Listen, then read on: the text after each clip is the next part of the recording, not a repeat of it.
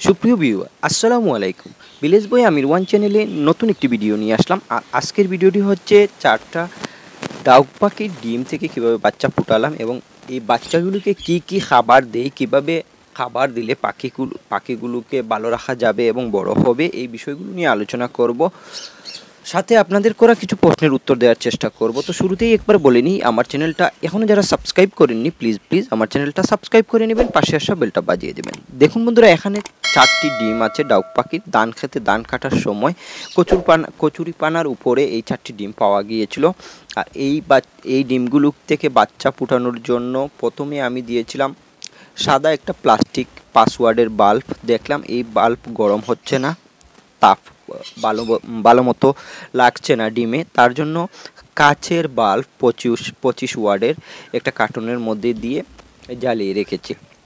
তো শেষমেশ এখান থেকে 2টি বাচ্চা বের হয়েছে আর 2টি বাচ্চা বের হয়নি। তো এই 2টি বাচ্চাকে কিভাবে খাবার দিচ্ছি দেখেন। এখানে যে খাবারটা দেওয়া হচ্ছে ব্রয়লার ফিড আমি আমার সব পাখিগুলোকে খাওয়ানোর চেষ্টা করি। আর ডাক পাখির বাচ্চা তেমন আগে কখনো লালন পালন করা হয়নি, আর এভাবে ডিম পেয়ে যাব দান ক্ষেতের মধ্যে সেটা জানা ছিল না। এই যে দেখেন ব্রয়লার ফিড ভিজিয়ে একটু বাচ্চাগুলো খেয়ে নিচ্ছে।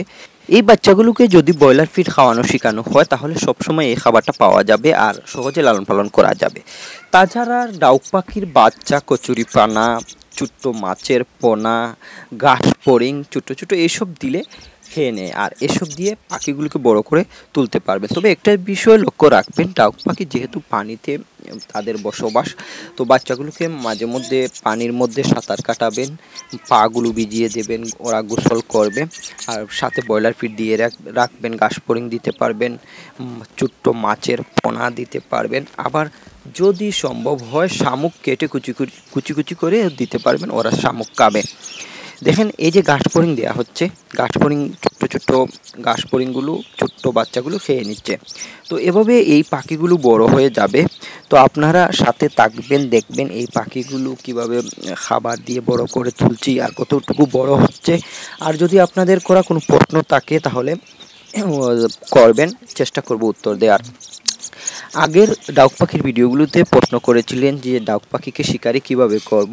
শিকারি করতে হলে অনেক দিন লালন পালন করতে হয়, 5 থেকে 6 মাস পর ডাউক পাখি ডাক শুরু করে। আর এই ডাক শুরু করার পর পাখি দিয়ে শিকার করা সম্ভব হয়। যতটুকু জেনেছি শুনেছি, আমি কখনো শিকার করিনি।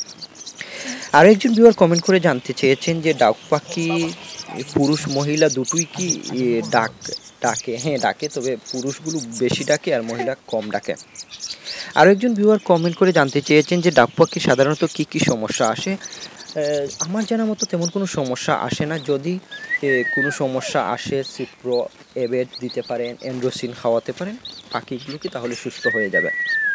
এই যে দেখেন পানির মধ্যে সাঁতার কাটছে ডাক পাখিগুলো, বাচ্চাগুলো এভাবে মাঝে মধ্যে ডাক পাখির বাচ্চাগুলোকে সাঁতার কাটাবে, কারণ যেহেতু এই পাখিগুলো পানিতেই বসবাস আর পানিতে বেশি সময় কাটায়। তো আল্লাহ হাফিজ ভিউয়ার, সবাই ভালো থাকবেন, সুস্থ থাকবেন।